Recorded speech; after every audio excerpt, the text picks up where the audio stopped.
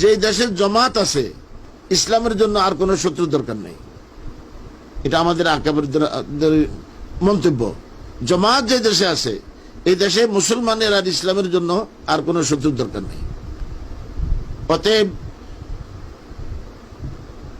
এদের সাথে এদেরকে তবলিগওয়ালারা দেখতে পারে না, চরমনাওয়ালারা দেখতে পারে না, হাটাজারিওয়ালারা দেখতে পারে না, কওমিওয়ালারা দেখতে পারে না, শশীনওয়ালারা দেখতে পারে না, চরমনাওয়ালারা দেখতে পারে না, ফুরফুরওয়ালারা দেখতে পারে না, মেদিনীপুরওয়ালারা দেখতে পারে না, আহলে হাদিসওয়ালারাও দেখতে পারে না, দেওবন্দওয়ালারাও দেখতে পারে না।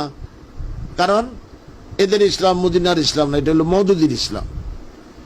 কারণ আমি নবীর পক্ষে এত সুন্দর বক্তব্য বিভিন্ন জায়গায় রাখছি, অনেক জায়গায় সবাই খুশি।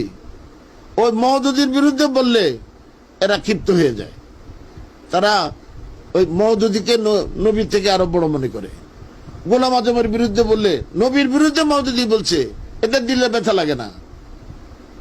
কিন্তু ওই গোলাম আজমের বিরুদ্ধে, সাইদির বিরুদ্ধে, নিজামের বিরুদ্ধে বললে এরা ক্ষিপ্ত হয়ে যায়। কিন্তু রাসূলের বিরুদ্ধে যে বলতেছে এতে তাদের মনে কোনো ব্যথা নেই। তা আপনি এটাকে মদিনার ইসলাম কিভাবে বলবেন?